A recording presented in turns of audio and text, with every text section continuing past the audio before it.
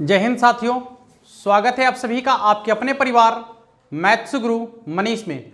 दोस्तों मैं हूं एमके एक्सपर्ट और कल जो आप लोग का ऑब्जेक्टिव क्लास चल रहा था 25 क्वेश्चन का टेस्ट सीरीज, जिसमें बीच में ही लाइन कट जाने की वजह से जो है आप लोग का क्लास रुक गया था और आज हम लोग शुरुआत करेंगे फिर वहीं से और वही क्वेश्चन आज फिर से देखते हैं और आज पूरे 25 क्वेश्चन को हम लोग देखेंगे। तो सबसे पहला क्वेश्चन आपके सामने है और यदि सभी भाई जुड़ चुके होंगे तो एक बार वीडियो को शेयर कर दीजिएगा, ठीक है। और बगल में जो सब्सक्राइब का बटन है, जो भी भाई सब्सक्राइब नहीं किए होंगे कर लीजिएगा और लाइक करना कोई भी लोग ना भूलिएगा, ठीक है।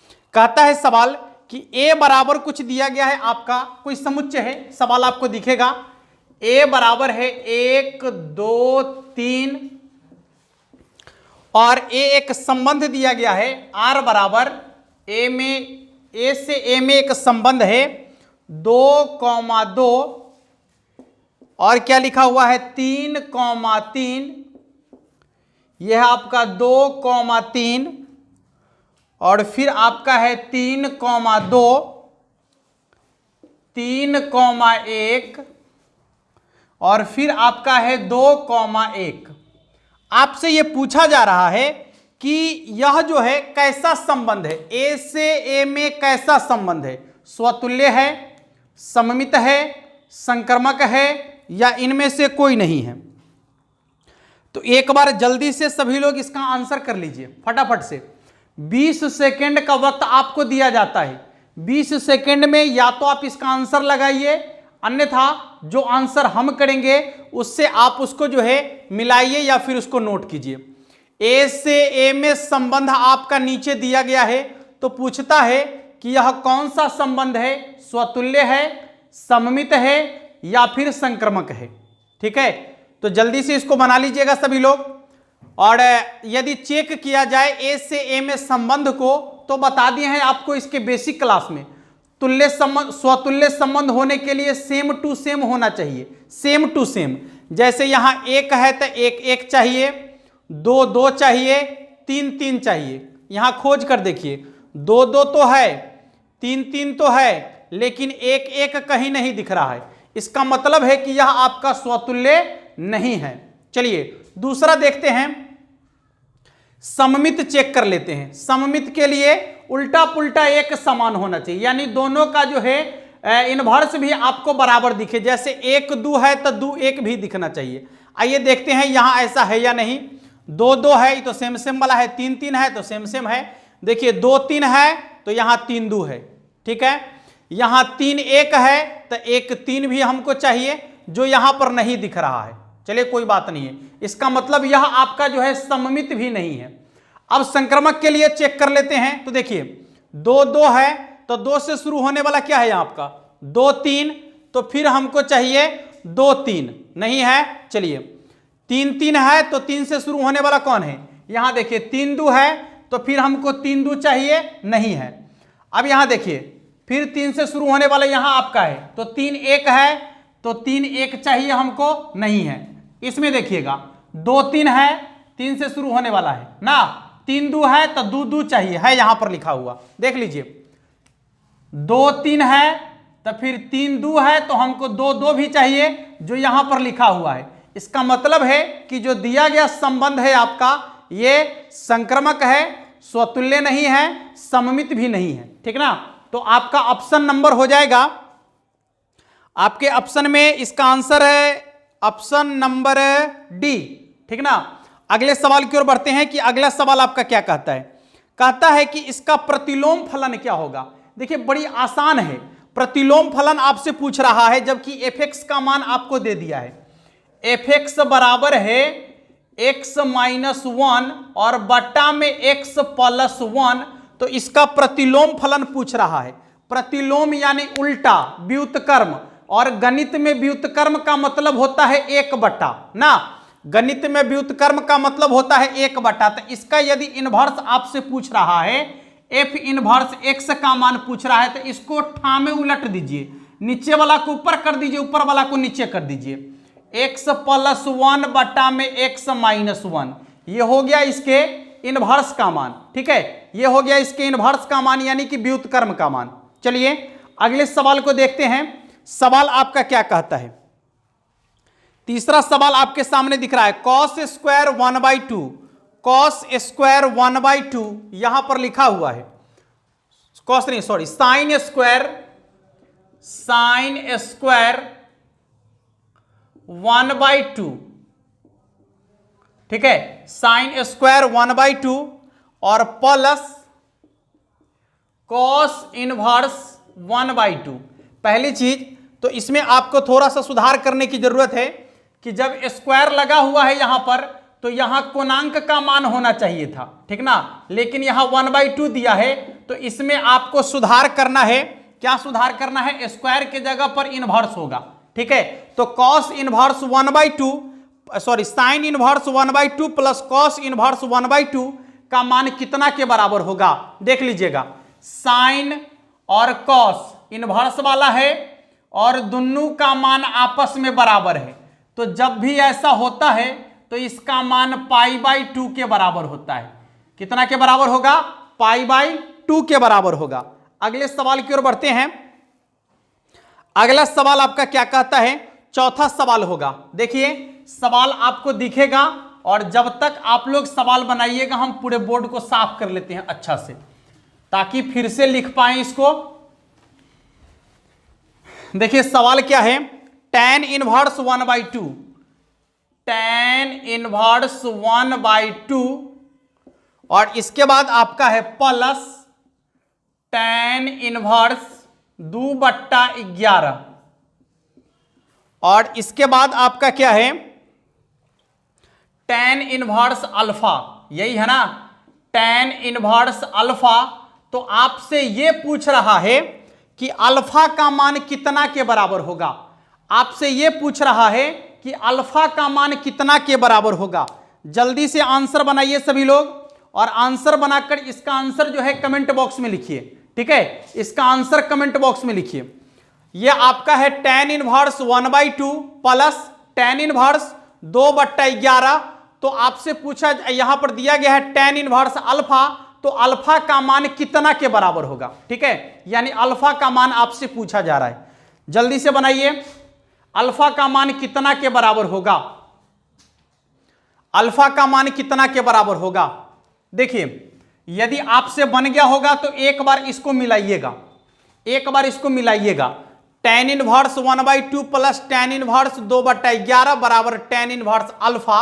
यहां पर आपको बता दिए हैं कि जब tan inverse x plus y का फार्मूला लागू होगा तो वहां पर आपको क्या करना है। देखिए लिखना है tan इनवर्स, एकदम इजी तरीके से कैसे बनाएंगे, नीचे वाला को ऊपर वाला से गुना, तो 11 को 1 से गुना कीजिए 11, प्लस है तो प्लस, एने नीचे वाला को एने ऊपर वाला से गुना, तो 2 दूनी 4 बटा में क्या लिखना है, पहले तो दोनों को गुना कर लीजिए आप, तो 1/2 इंटू 2/11,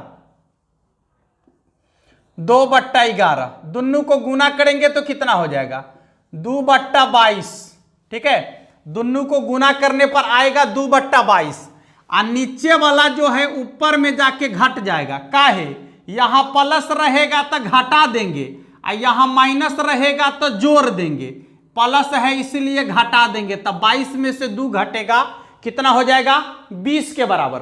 तो इसका आंसर यहां पर क्या होगा देखिएगा, 22 में से 2 घट गया तो 20 के बराबर, यानी बट्टा में 20 बराबर हो जाएगा आपका tan इनवर्स अल्फा, ठीक है। ये tan इनवर्स, यहां भी tan inverse same to same, 11 4 15/20, यानी अल्फा बराबर हो जाएगा आपका 15/20, 5 तिहाई 15, 5 चौके 20, अल्फा का मान हो जाएगा 3/4 के बराबर, अल्फा का मान हो जाएगा 3/4 के बराबर। मिला लीजिएगा, अल्फा का मान 3/4 के बराबर होगा। चलिए 3/4 जो आपके ऑप्शन नंबर सी में आपको दिख रहा होगा। अगला सवाल और काफी मजेदार इंटरेस्टिंग सवाल आपका है, ठीक है।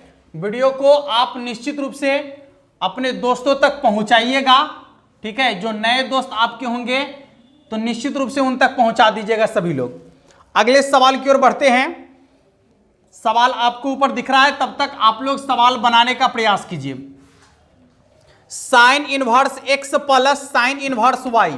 देखिए तो क्या है, sine inverse x plus sine inverse y बराबर है पाई बाई 3, यही ना है, बराबर पाई बाई 3।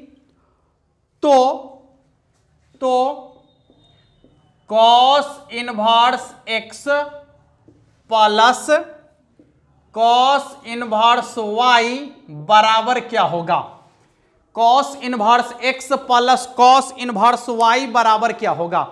सबसे पहले तो आपका दिया गया है कि sine inverse x plus sine inverse y बराबर पाई बाई 3 है, तो cos inverse x plus cos inverse y बराबर क्या होगा, यानी इसका मान कितना के बराबर होगा। देखिएगा, आपको मालूम है फॉर्मूला इसका क्या, कि साइन इनवर्स एक्स को आप लिख सकते हैं पाई by 2 minus cos inverse x. यदि ये याद नहीं है तो 10वां वाला फॉर्मूला याद होगा कि साइन 90 डिग्री माइनस थीटा बराबर कॉस थीटा।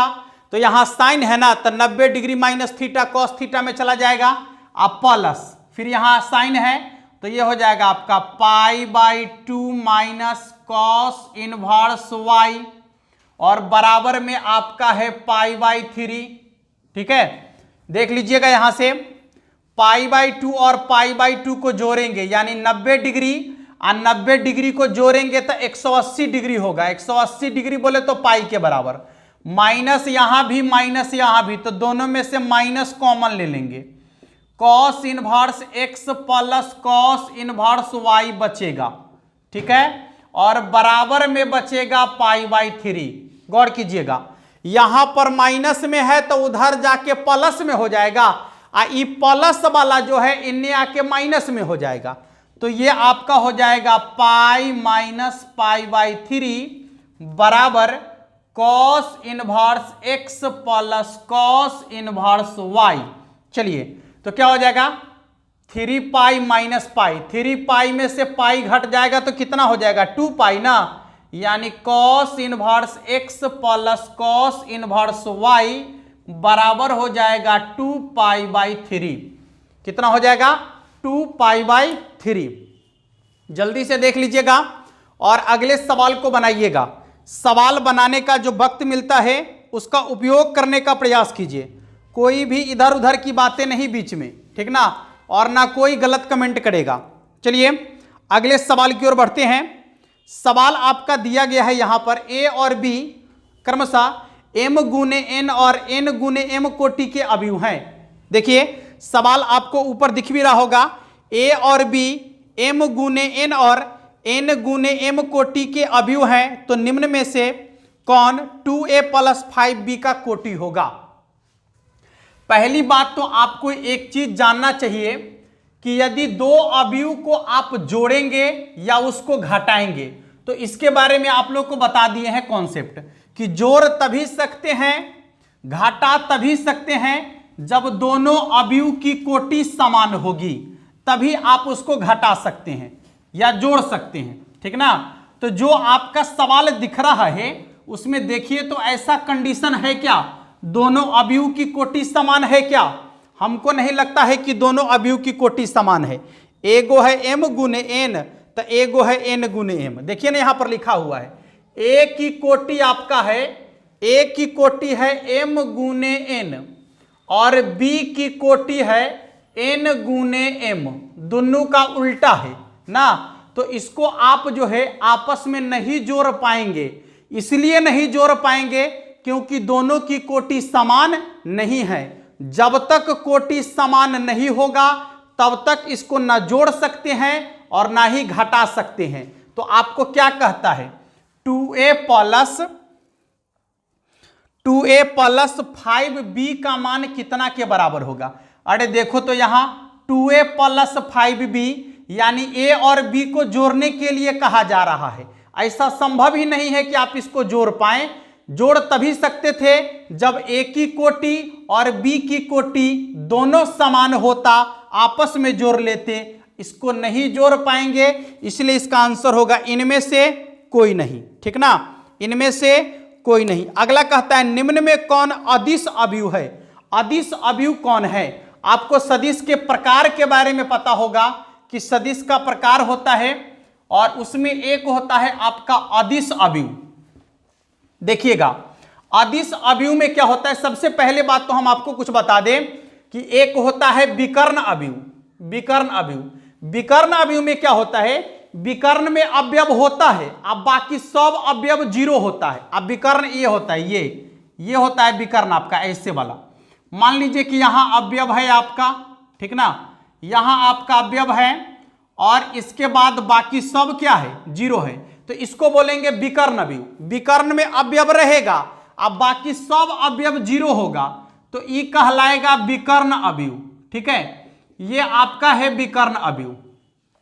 इसके बाद यदि मान लिया जाए कि विकर्ण में जो अवयव है वह अवयव सेम रहे, एकदम सेम टू सेम, जैसे विकर्ण में यदि समान अवयव हो, जैसे 5 है 5 है 5 है, 0 0, यहां 0 फिर 0 0 और 0, तो विकर्ण में सेम अवयव है ना, सेम टू सेम अवयव है। ठीक है, विकर्ण में अवयव होगा लेकिन वह अवयव सबका सब समान अवयव होगा, तो इसको बोलेंगे अदिश अवयव। इसको बोलेंगे अदिश अवयव। ठीक है, इसको बोलेंगे अदिश अवयव। एक और है कि विकर्ण में अवयव होगा लेकिन विकर्ण के सभी अवयव एक होगा, एक 1, जैसे 1 0 0 0 1 0 0 0 1। ठीक है, यह भी आपका एक विकर्ण अवयव ही है, लेकिन इसमें जो है इसके सभी विकर्ण के अवयव एक हैं, मात्र एक, तो इसको बोलते हैं तत्समक अवयव। इसको बोलते हैं तत्समक अवयव, या इसी को बोलते हैं आइडेंटिटी मैट्रिक्स। ठीक है, तत्समक अवयव या फिर आइडेंटिटी मैट्रिक्स, इसी को आई से सूचित किया जाता है, आई से ना, इसी को आई से सूचित किया जाता है। ये 3 गुने 3 कोटि का भी होता है आपका, इसमें 2 गुने 2 कोटि का भी होगा। ठीक ना, आपसे सिर्फ ये पूछा जा रहा था कि अदिश अवयव कौन है, तो जो आपके ऑप्शन में दिख रहा है, ऑप्शन में क्या दिख रहा है कि जहां पर एक अवयव है और उसमें जो है उसके सभी अवयव, पहला में है आपका 1 0 0 2 नहीं होगा, दूसरा में है सब 0 0 भी नहीं होगा। सी नंबर में देखिएगा विकर्ण का सभी अवयव के लिखा हुआ है, यानी विकर्ण के सभी अवयव सेम होना चाहिए, वही आपका अदिश अवयव कहलाएगा। ठीक है, ऑप्शन नंबर सी इसका आंसर होगा। अगले सवाल की ओर बढ़ते हैं, बहुत ही आसान सवाल है, ये बहुत ही आसान सवाल है। कहता है कि यदि ए और बी वर्ग अवयव है तो ए बी का ट्रांसपोज बराबर क्या होगा। ये तो एकदम आसान सवाल है, एकदम आसान सवाल है। ए बी का ट्रांसपोज क्या होगा, तो ए बी का ट्रांसपोज जब पूछेगा तो इसके अवयव मतलब स्थान को चेंज कर देना है। ए बी का ट्रांसपोज बराबर होता है बी ट्रांसपोज ए ट्रांसपोज। यदि ए और बी वर्ग अवयव है तो ए बी का ट्रांसपोज बराबर होता है बी ट्रांसपोज ए ट्रांसपोज, जो आपके ऑप्शन नंबर सी में आपको दिख रहा होगा। ठीक है, यह बहुत ही आसान सवाल था। चलिए अब बढ़ते हैं अगले सवाल की ओर, और यह सवाल आपके लिए है, जल्दी से इस सवाल को बनाइए। सवाल आप लोग को दिख रहा है तो इसका आंसर पहले लगाइए सभी लोग, फिर आगे बढ़ते हैं। अभी सिर्फ और सिर्फ पढ़ाई की बातें होगी, कोई भी इधर उधर की बातें नहीं। धराधर 25 क्वेश्चन को देखेंगे, 25 क्वेश्चन आप बनाइए, 25 क्वेश्चन हमसे देख लीजिए, और ये हो गया आपका 25 का 25 खत्म।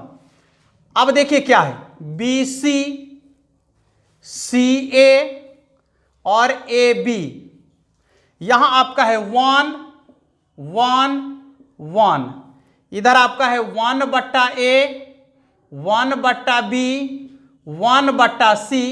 पूछ रहा है कि इसका डिटर्मिनांट का मान कितना के बराबर होगा। दिए गए डिटर्मिनांट का मान कितना के बराबर होगा, 1/abc के बराबर होगा, या फिर 0 के बराबर होगा, या फिर abc के बराबर होगा। दिए गए डिटर्मिनांट का मान कितना के बराबर होगा।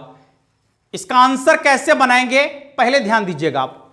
यहां bc है, ca है, abc है, तो आपको मालूम है कि डिटर्मिनांट में जो हम लोग क्रिया करते हैं, यदि किसी कांस्टेंट से आप गुना करते हैं तो उसके किसी एक पंक्ति में या किसी एक स्तंभ में, ठीक ना, और जितना से आप उसमें गुना करते हैं उतना से आपको भाग भी देना पड़ता है।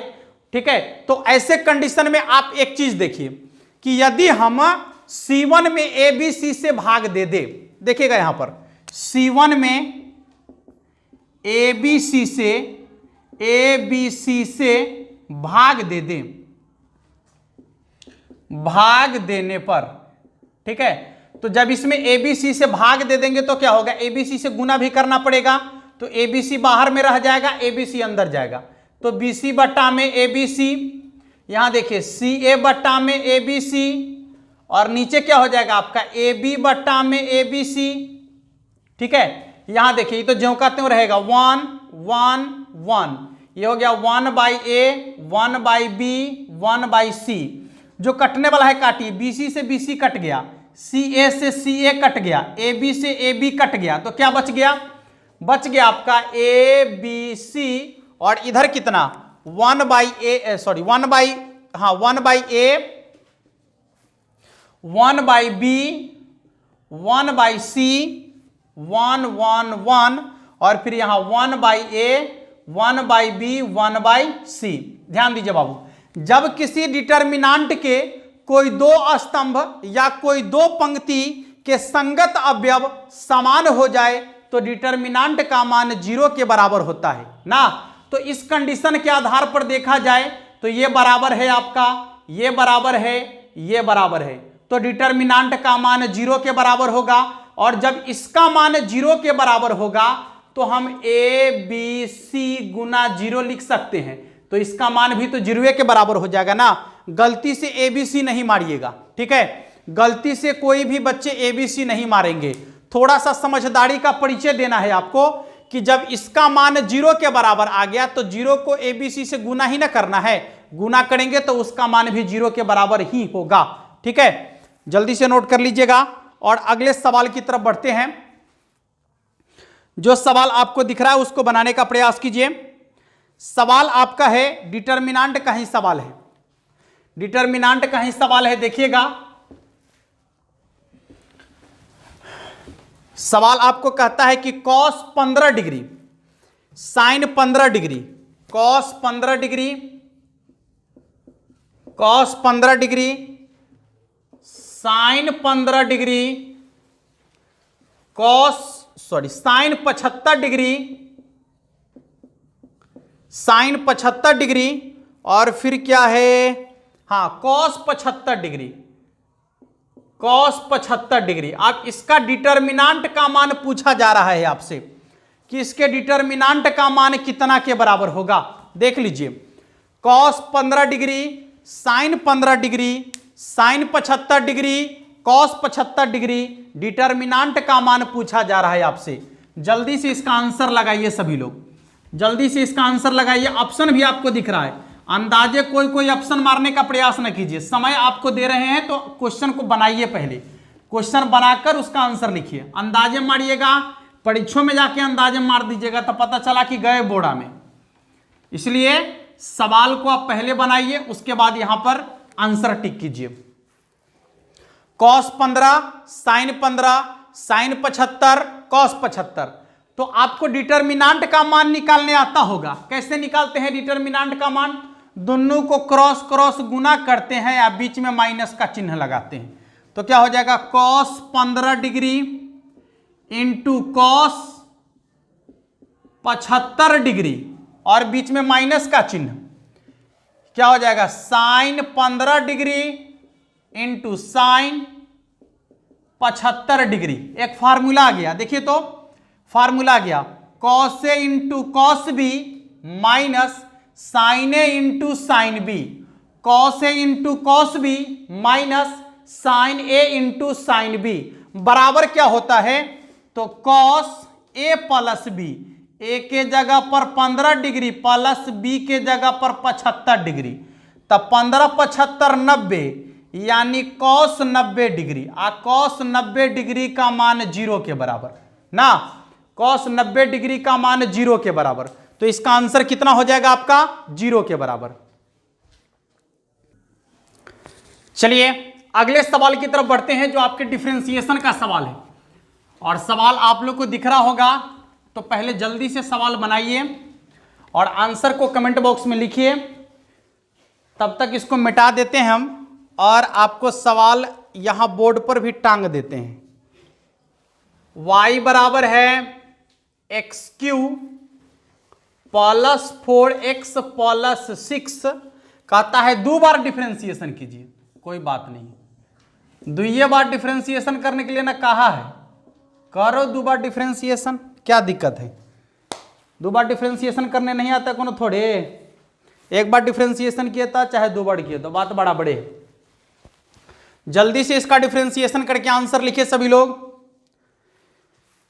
y बराबर है x Q plus 4x plus 6, तो डी स्क्वायर वाई बटे डी एक्स स्क्वायर का मान कितना के बराबर होगा। यदि इसको हम ये कहे कि 2 बार डिफरेंशिएशन करेंगे तो इसका मान कितना के बराबर होगा। जल्दी से 2 बार डिफरेंशिएशन करके इसका आंसर लिखिए। और यदि इसका आंसर आप सभी लोग बना लिए होंगे तो हम बनाते हैं इसका आंसर। पहले x के सापेक्ष 1 बार डिफरेंशिएशन, तो dy बटे डी एक्स। अच्छा, ऑब्जेक्टिव क्वेश्चन बना रहे हैं ना, सीधा ना बनाएंगे, ई हटाइए, सीधे पावर से गुना करेंगे और पावर में से 1 घटाएंगे। अब प्लस 4 dx बटा dx का 1 हो जाएगा, 1 बार डिफरेंशिएशन, 1 बार और डिफरेंशिएशन, फिर पावर से गुना करेंगे, पावर में से 1 घटाएंगे, अब प्लस कांस्टेंट है तो 0, यानी इसका डिफरेंशिएशन जब 2 बार करेंगे तो 6x के बराबर आएगा। ठीक है, इसका डिफरेंशिएशन 6x के बराबर आएगा। अगले सवाल की ओर बढ़ते हैं। देखिए, बड़ा लंबा चौड़ा सवाल है, कोई बात नहीं है, लंबा चौड़ा है तो क्या दिक्कत है, आज इसको गोल कर देना है। लॉग लॉग खाली लॉग, दूर ना, खाली लॉग, तो dy बटे dx का मान पूछ रहा है, dy बटे dx का मान, ले dy बटे dx का मान पूछ रहा है, बनाइए जल्दी से। लॉग लॉग लॉग खाली लिखल है, कहता है dy बटे dx का मान क्या होगा। चलिए देखिए, यहां पर आपको जो है पहले पहचान करना है फंक्शन की। एक देखिए लॉग यहां है और इसके कोणांक में ये सब है, फिर यहां देखिए लॉग यहां है और इसके कोणांक में ई वाला लॉग है, और फिर लॉग यहां है और इसके कोणांक में x है। ठीक ना, तो यहां पर कै गो हो गया, 1 2 3 4 गो या 3 गो, क्योंकि x है तो कोई बात नहीं है। तो पहले ई लॉग का जब हम डिफरेंशिएशन करेंगे तो 1 बटा x, x के जगह पर तो पूरा है ना, तो हो जाएगा लॉग लॉग x। ठीक है, जब ई लॉग का डिफरेंशिएशन करेंगे तो क्या होगा, 1 बटा x, तो x के जगह पर अब है log x, तो होगा log x इंटू, जब ई लॉग x का डिफरेंशिएशन करेंगे तो क्या होगा, 1 बटा x, तो x के जगह पर है खाली x, हो गया डिफरेंशिएशन।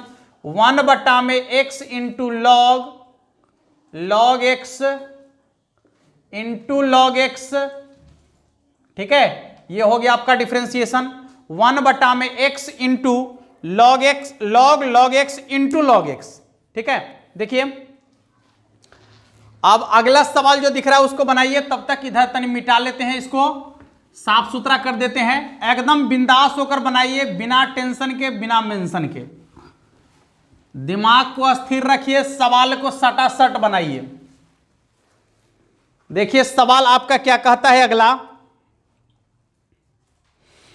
हाँ, डी ए के पावर एक्स का डिफरेंशिएशन, ए के पावर एक्स का डिफरेंशिएशन, डी ए के पावर एक्स का डिफरेंशिएशन क्या होगा। देखिए तो डी ए के पावर एक्स का डिफरेंशिएशन क्या होगा, ए के पावर एक्स का डिफरेंशिएशन क्या होगा, डी ए के पावर एक्स का डिफरेंशिएशन। तो देखिए ई के पावर एक्स यदि रहता है तो ई के पावर एक्स का तो सिंपल है कि ई के पावर एक्स होगा, नो डाउट। ठीक है, लेकिन जब ए के पावर एक्स होगा तो इसका डिफरेंशिएशन होता है ए के पावर एक्स इंटू लॉग ई के पावर ए, या ए के पावर एक्स इंटू लॉग ए भी कह सकते हैं आप। ठीक है, ए के पावर एक्स इंटू लॉग ए भी कह सकते हैं इसको, जो आपके ऑप्शन नंबर ए में आपको दिख रहा होगा। ठीक है, चलिए अगले सवाल की तरफ बढ़ते हैं। अगला सवाल आपका क्या कहता है, देखिए तो ये भी डिफरेंशिएशन का ही सवाल है, बनाइए। ऊपर में आपको दिख रहा होगा सवाल, जल्दी से बनाइए सवाल को। सवाल काफी मजेदार है, बहुत ही मजेदार सवाल है। y बराबर है e के पावर में 3 गोड़ हाथ सब फ्री करो और सवाल बनाओ। y बराबर है 3 इंटू लॉग x, तो dy बटे dx का मान क्या होगा? dy बटे dx का मान क्या होगा? y बराबर है e के पावर 3 लॉग x, तो dy बटे dx का मान क्या होगा? dy बटे dx का मान क्या होगा? देखिएगा, अब आप जब यहां देखते हैं, कॉन्सेप्ट आपको बता दी है कि e के पावर में लॉग रहेगा, ओकरा आगू में कोई कांस्टेंट रहेगा ना, ओकरा आगू में यदि कोई कांस्टेंट रहेगा तो कांस्टेंट जो है फितिंगी के तरह उड़ कर जाएगा आ कोणांक के पावर में बैठ जाएगा, अब बाकी सब खत्म। तो हो जाएगा y बराबर x के पावर 3, बाकी सब खत्म। आ सीधा सीधा डिफरेंशिएशन होता ना, सीधा सीधा डिफरेंशिएशन dy बटे dx बराबर होगा, पावर से गुना करेंगे और पावर में से एक घटा लेंगे, 3 इंटू एक्स स्क्वायर, पावर से गुना करेंगे और पावर में से एक घटा लेंगे, तो dy बटे dx का मान होगा 3x स्क्वायर के बराबर। चलिए अगले सवाल की तरफ बढ़ते हैं। देखिए सवाल क्या कहता है आपका, ये तो सवाल जानदार, शानदार और लाजवाब है। देखिए बनाने का प्रयास कीजिए सवाल को। कल यहीं पर जाकर जो है गड़बड़ हो गया था, लाइनवा कट गया था, कोई बात नहीं है, अभी लाइन नहीं कटने वाला है, अभी तो बनाना पड़ेगा आपको। साइन एक्स बटा में है 1 प्लस कॉस एक्स, लीजिए तो पूछता है कि dy बटे dx का मान क्या होगा, बता दीजिए तो जल्दी। dy बटे dx का मान क्या होगा? यहां पर आपको बता दिया गया है कि जब इनवर्स वाला आएगा, इनवर्स वाला, तो पहले आप इनवर्स वाला क्रिया कीजिएगा, ठीक ना। हाँ, आज जो बाहर में रहेगा वही अंदर में लाने का प्रयास कीजिएगा, ठीक है। यह बहुत हिट क्वेश्चन है, बहुत बार पूछ चुका है आपके एग्जाम में, ठीक ना, इसलिए इस पर ध्यान दीजिएगा। और इससे संबंधित और भी सवाल जो है 4-5 सवाल हम पहले ही करा चुके हैं आपको। देखिए तो ये हो जाएगा आपका y बराबर tan इनवर्स, एकदम ध्यान दीजिएगा, साइन का फॉर्मूला होता है 2 sin x by 2 into cos x by 2, और बट्टा में 1 प्लस कॉस एक्स बराबर होता है 2 कॉस स्क्वायर एक्स बाई 2। क्यों होता है, कहां से होता है, इसके बारे में बहुत बार बता चुके हैं, ठीक ना। हाँ, तो 2 से 2 गया कॉट, काट दीजिए, एगो कॉस से एगो कॉस कट गया, बच गया क्या, tan inverse sine x by 2 cos x by 2, यानी tan x बाई 2 ना। tan इनवर्स से tan कैंसिल हो गया, तो y बराबर x बाई 2 बच गया। रे बाबू, x के सापेक्ष डिफरेंशिएशन कर दो तो dy बटे dx बराबर हो जाएगा 1/2।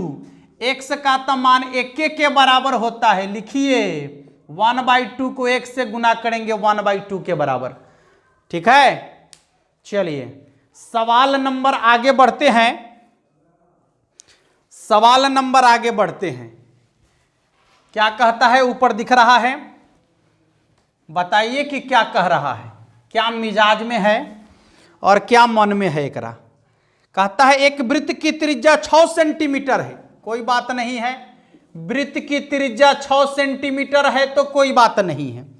कहता है आर के सापेक्ष क्षेत्रफल में परिवर्तन की दर। सुनिए, जब वृत्त की त्रिज्या दी गई हो और वृत्त के क्षेत्रफल में परिवर्तन पूछे, वह भी त्रिज्या के सापेक्ष, तो कुछ नहीं कीजिएगा, जितना त्रिज्या रहेगा उसका दुगुना पाई लगा के सेंटीमीटर स्क्वायर प्रति सेंटीमीटर, हो गया आंसर 6 दूना 12 पाई सेंटीमीटर स्क्वायर प्रति सेंटीमीटर।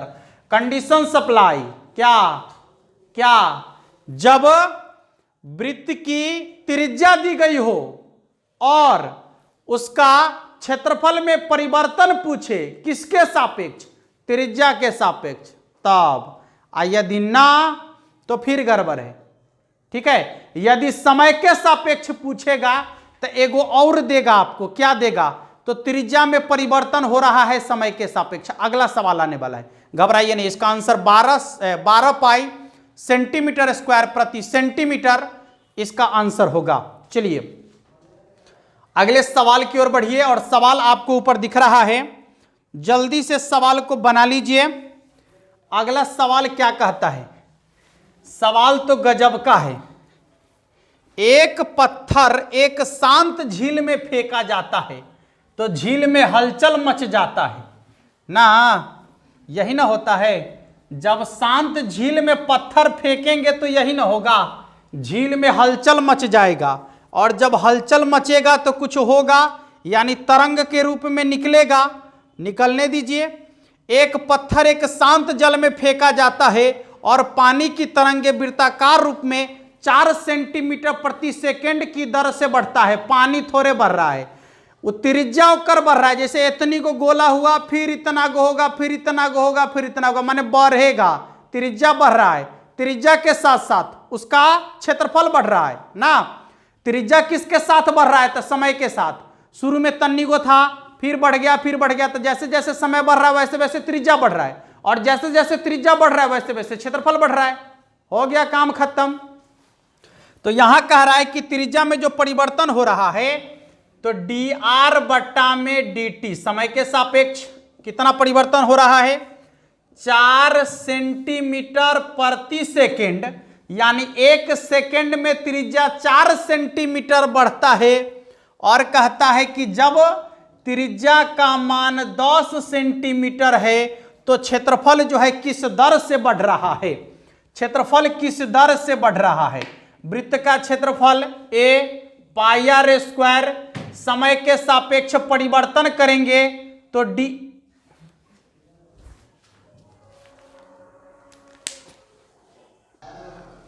देखिए तो dA बटा में dt बराबर हो जाएगा आपका, पाई को बाहर रखेंगे, dr स्क्वायर, और यदि पावर छोड़ के उतारेंगे तो क्या आएगा, dr, और गुने dr बटा में dt। ठीक है, तो dA बटा में dt बराबर हो जाएगा पाई इंटू, देखिए पावर से गुना करेंगे और पावर में से 1 घटा लेंगे, इंटू dr बटा dt का मान यहाँ 4 दिया गया है तो लिखेंगे कितना, 4। बारी बारी से मान बैठा लीजिए। तो ये हो जाएगा आपका dA बट्टा में dt बराबर पाई इंटू 2 इंटू r का मान कितना है, 10 ना।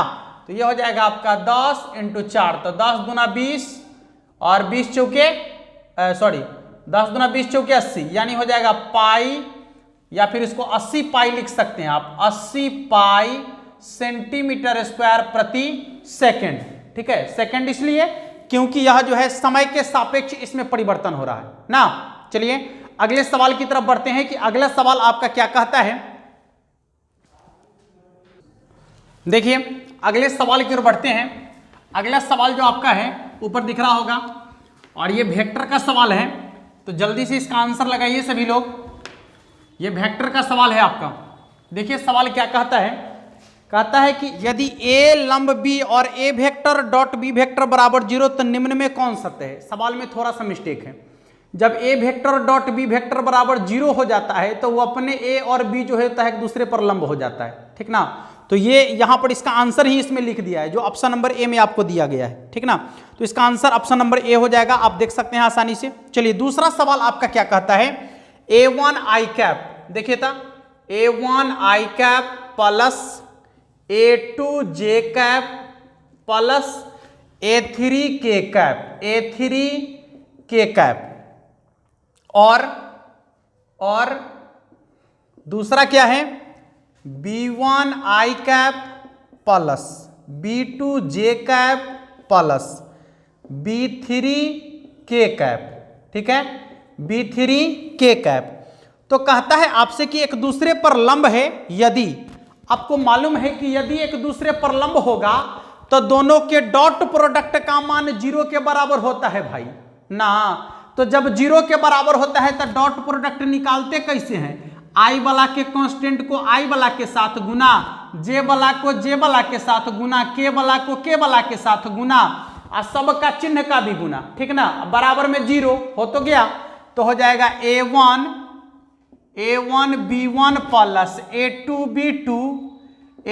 b2 प्लस a3 b3 अब बराबर हो जाएगा 0, बराबर क्या हो जाएगा 0, ठीक है। तो इसका मान हो गया आपका 0 के बराबर। यदि ये दोनों एक दूसरे पर लंब होगा तो a1 b1 plus a2 b2 plus a3 b3 बराबर क्या होगा 0, ठीक है। आइए अगले सवाल की ओर बढ़ते हैं कि अगला सवाल आपका क्या कहता है। सवाल कहता है कि अवकल समीकरण की कोटि निम्नलिखित में से कौन है। कोटि में तो कोई झंझट ना है ना, कोटि में इसलिए झंझट ना है कि वहां आपको सीधे देख लेना है कोटि। घात में झंझट होता है कि कहीं dy/dx लॉग वाला के कोणांक में तो ना घुसियाल है, कि त्रिकोणमितीय अनुपात के कोणांक में तो ना लागल है, ई के पावर में तो ना लागल है। यदि ऐसा है तो उसका अपरिभाषित घात, लेकिन कोटि वाला में कोई बात नहीं है। जहां सबसे ज्यादा बार डिफरेंशिएशन हुआ है वही उसकी कोटि हो जाएगा। dy/dx² plus d²y/dx² plus x³ into dy/dx और इसका होल स्क्वायर बराबर होगा x के पावर 4, ठीक है।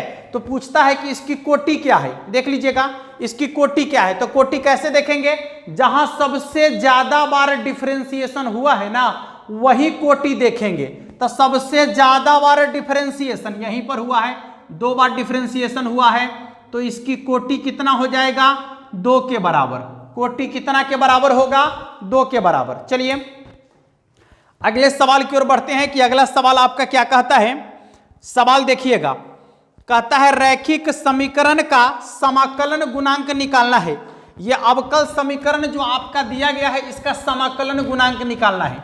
कैसे निकालते हैं आपको मालूम होगा। सबसे पहले सवाल का सेटिंग बैठाइए, सवाल का सेटिंग बैठाइए। सेटिंग बैठल है रे बउआ, बैठाने की जरूरत ना है। Plus y into tan x और बराबर में है सेक x, बराबर में क्या है सेक x। अब कहता है कि इसका समाकलन गुणांक क्या होगा। देखिएगा तो समाकलन गुणांक निकालने के लिए dy/dx अकेला होना चाहिए, तो अकेले है। y के साथ जो फलन होगा उसका करना है इंटीग्रेशन, कहाँ e के पावर में tan x। अब बताइए कि tan x का इंटीग्रेशन क्या होता है, तो log सेक x, तो हो जाएगा आपका e के पावर में log सेक x। गौर कीजिएगा यहां पर आगे में कोई कांस्टेंट नहीं है तो 1 है, यहां से उड़ के जाएगा एक पावर में बैठ जाएगा, बाकी सब हट जाएगा। तो क्या हो जाएगा सेक x के पावर 1 यानी सेक x, ठीक है। तो इसका जो समाकलन गुणांक होगा यानी IF का मान होगा सेक x के बराबर होगा। आइए अगले सवाल की तरफ बढ़ते हैं। अगला सवाल आपका क्या कहता है, इंटीग्रेशन है, निश्चित समाकलन है। क्या फर्क पड़ता है रे भाई, निश्चित हो या अनिश्चित हो कोई फर्क नहीं पड़ता है।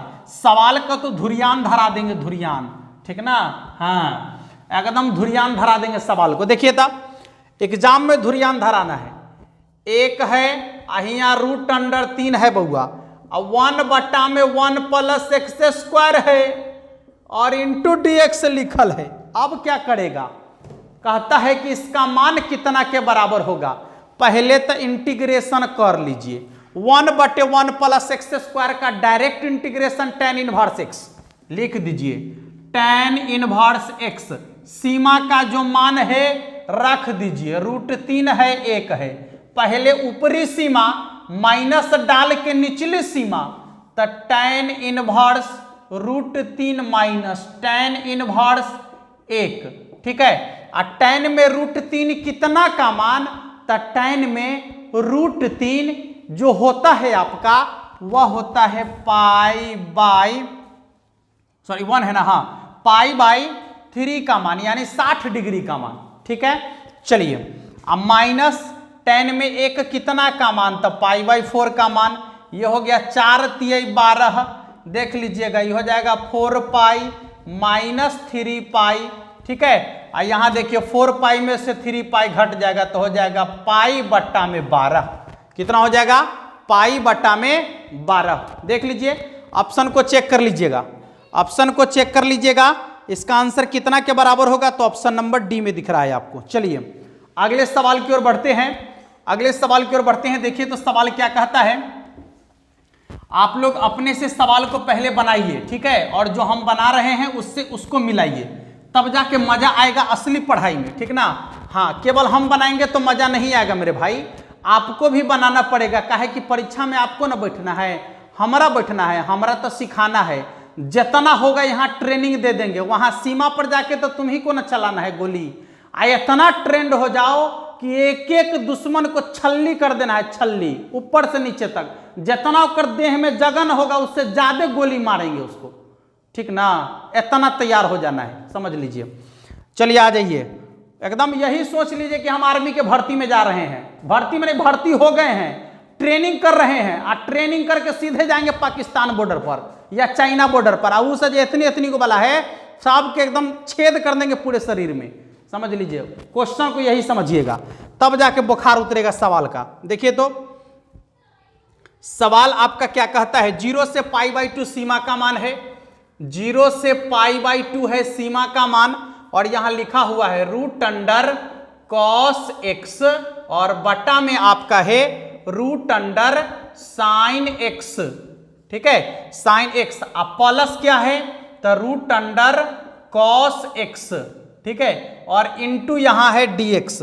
देखिए तो इसका मान कितना के बराबर होगा, देख लीजिए। आपको बता दिए हैं कि जब 0 से π/2 होगा तो दुन्नू को जोड़ के आई कोणांक वाला को घटा लेना मेरे भाई, दुन्नू को जोड़ के कोणांक वाला को घटा लेना। आई बराबर 0 से π/2, तन एक समीकरण एक रहने दीजिए, तनी सानी क्रिया करके दिखा देते हैं ना आपको, देखिएगा तो क्या हो जाएगा, √cos π/2 माइनस x, अब बट्टा में √sin π/2 minus x into √cos π/2 minus x। तनियक को नहीं घबराना चला, तनियक को ना रे, हम हैं तो गम किस बात का है, सब गम भुला जाएंगे तुम्हारी चाहत में। cos 90 डिग्री माइनस थीटा होता है साइन थीटा, और यहाँ साइन 90 डिग्री माइनस थीटा होता है cos theta, into cos 90 degree minus theta होता है साइन थीटा, ठीक ना। हाँ, दुनिया भुला देंगे तेरी चाहत में। किसकी चाहत में? तो तेरी चाहत में भाई, तेरी चाहत में। चलिए जोड़ लीजिए दोनों को, समीकरण 1 और 2 को जोड़ेंगे तो कितना होगा, 2i। सवाल जब आपका सब्जेक्टिव में भी पूछेगा ना मेरे भाई, इस तरीके का बहुत सवाल पूछा है, ठीक है। हम आपको सब्जेक्टिव वाला क्वेश्चन लेकर आ रहे हैं इंटीग्रेशन का, देखिएगा कितना सवाल पूछ ले, ऐसे ही बनाना वहां भी, ठीक ना। हाँ, एकदम ऐसे ही बनाना है, देख लीजिएगा। तो 2i बराबर आपका हो गया, दोनों को जोड़ेंगे तो कितना, इंटीग्रेशन ऑफ ये क्या हो जाएगा, √cos x बटा में √sin x plus √cos x, ठीक है। यहां भी प्लस का चिन्ह, इसको जोड़िए, √sin x और बटा में √sin x plus √cos x, ठीक है, इंटू dx, दोनों को जोड़ लेंगे ना।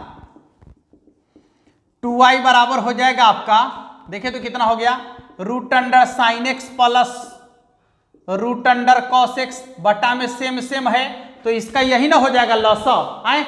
जब इसको इससे भाग देंगे भागफल 1 और 1 को cos x से गुना कर देंगे तो √cos x अब प्लस में √sin x, ठीक है। सीमा का मान लिखना भूल गए हैं, ठीक है। इससे पहले में एक वीडियो जो डाले हैं उसमें छोटी सी गलती आपका हो गया है, सुबह में जो डाले हैं वीडियो कि 1/4 एक जगह जो है बटा में लिखना हम भूल गए थे, ठीक ना, जल्दी के चक्कर में मिस्टेक हो गया है, ठीक। तो इस चीज को आप लोग देख लीजिएगा। बहुत सारे बच्चे फोन भी किए, इसके लिए आप सभी को धन्यवाद, जो आप लोगों ने इतना ज्यादा क्वेश्चन पर पकड़ बना लिया है कि आपको ये समझ में आ गया कि गलती कहां पर हो रही है, ठीक है। तो इसके लिए आप सभी को बहुत बहुत धन्यवाद। चलिए अब आपका ही हो गया ऊपर नीचे बराबर, तो कट गया ना, तो कट गया तो क्या हो जाएगा देखिए था 2y बराबर यहां हो गया सीधे 0 से π/2 इंटू में dx। अब देखिए एक इंटीग्रेशन यदि हम देखते हैं इसका इंटीग्रेशन, तो इसका इंटीग्रेशन x होगा x, और सीमा का जो मान है 0 से π/2 रख दीजिए। तो पहले π/2 रखेंगे अब x के जगह पर, तो कितना होगा π/2 माइनस 0, और यहां से ही 2 जो गुना में है उधर भाग में चल जाएगा, तो i बराबर हो जाएगा आपका π/4। कितना के बराबर होगा π/4 के बराबर होगा। यह सवाल थोड़ा सा आपको बनाने की जरूरत है। हाँ कभी कभी ऐसे देखिए, सुन लीजिए, तुक्का नहीं मारिएगा, हम आपको बताने का प्रयास कर रहे हैं। ये 80% में इसका आंसर π/4 हो जाता है, 80% में। जब ऐसे कटने वाला कंडीशन होता है तब सुनिए, जब ऐसे कटने वाला कंडीशन होगा तो 80% सवाल का आंसर π/4 होता है। याद रखिएगा जब सीमा का मान 0 से π/2 होगा तब। क्लियर है? हाँ, कटने वाला कंडीशन में, जब पूरा का पूरा कट जाएगा तब उस कंडीशन में, लेकिन हर समय ऐसा नहीं होता है। ठीक है, इसलिए तुक्का मारने की जरूरत नहीं है, सवाल बनाने की जरूरत है। जब सब कुछ सामने है तो कहा गया है ना कि हाथ कंगन को आरसी क्या, आप पढ़े लिखे को फारसी क्या, क्या फर्क पड़ता है। बनाने आएगा सवाल को तो एकदम मेही से पीसेंगे उसको, मेही से। चलिए एक लास्ट सवाल आपका है, देखिए क्या कहता है सवाल। ये इंटीग्रेशन का ही सवाल है, और ये सवाल का आपको कॉन्सेप्ट बता दिए हैं, ट्रिक बता दिए हैं। आंसर एकदम धरधरा के लिख दीजिएगा आप लोग, ठीक ना। इसका आंसर धरधरा के लिख दीजिएगा। थोड़ा सा इसमें मिस्टेक है, -π/2 से π/2 सीमा का मान होना चाहिए, ठीक है। और साइन के पावर में है 7x इंटू dx, ठीक ना। तो पूछ रहा है कि इसका इंटीग्रेशन कितना के बराबर होगा। बिना बनेले आंसर बोल दीजिए आप लोग, बिना बनेले आंसर बोल दीजिए जल्दी से सभी लोग। इसका आंसर बिना बनेले बोल दीजिए, सुन के बोल दीजिए कि इसका आंसर कितना के बराबर होगा। चलिए बहुत भाई अच्छा सा आंसर लगाए हैं। इसको क्या करना है आपको कि जब -π/2 से π/2 हो या -a से a हो, ठीक है, वही चीज होता है। तो आपको क्या करना है कि यहां जो आपको वेरिएबल दिखेगा उसके जगह पर माइनस सटा कर देखिएगा। जैसे साइन पावर में है 7, यहां माइनस सटा कर देखिए, तो साइन माइनस थीटा बराबर होता है माइनस साइन थीटा, तो हो जाएगा माइनस साइन x के पावर में कितना 7। अब माइनस के पावर 7 तो माइनस होगा, तो हो गया साइन के पावर 7x। देखिए अंदर में माइनस रखे तो बाहर में माइनस निकल के आया, आया ना निकल के। माइनस में मान रखे तो माइनस में निकला। तो जब ऐसा आ जाए किसी भी फंक्शन में, त्रिकोणमितीय की ही बात नहीं कर रहे हैं, यदि आपका पॉलिनोमियल फंक्शन भी होगा तो भी कोई दिक्कत नहीं है, लॉगरिथमिक होगा तो भी कोई दिक्कत नहीं है, ठीक ना। कोई भी फंक्शन ऐसा हो जिसमें आप अंदर में मान रखे, वेरिएबल की जगह पर माइनस रखे और माइनस से निकल के आए, तो उस कंडीशन में इसका इंटीग्रेशन एकदम 0 के बराबर होगा, ठीक है। कितना के बराबर होगा? एकदम 0 के बराबर, ठीक है। तो इसका आंसर हो गया आपका 0 के बराबर। और हमको लगता है शायद आप लोग गिनती कर रहे होंगे तो ये 25 क्वेश्चन आप लोग का पूरा हो चुका है, ठीक ना। 25 क्वेश्चन पूरा हो चुका है आप सभी का। तो आप सभी जो है 25 क्वेश्चन को देख लिया, और हर रोज इसी तरीके से 8 बजे मिलेंगे हम लोग, जब तक कि एग्जाम एकदम पास में ना आ जाए। पास में क्या समझिए ना कि एग्जाम तक हम आप लोग की तैयारी कराएंगे, एकदम समझ लीजिए। और एग्जाम के बाद धमाकेदार बैच लेकर आने वाले हैं एयरफोर्स, नेवी और एनडीए के लिए, ठीक है। स्पेशल मैथ समझ में आ रहा है सभी लोग को? तो आप सभी भाई निश्चित रूप से जुड़ेंगे, वो तो बाद की चीज है, पहले आप लोग एग्जाम दे लीजिए, ठीक ना। हाँ, तो फिर मिलेंगे अगले वीडियो में। तब तक के एक मिनट रुकिए, वीडियो को देख लिए, लाइक नहीं किए कर दीजिए, चैनल को सब्सक्राइब कर लीजिए। हाँ चलिए, तो अगले वीडियो में मिलते हैं, तब तक के लिए जय हिंद।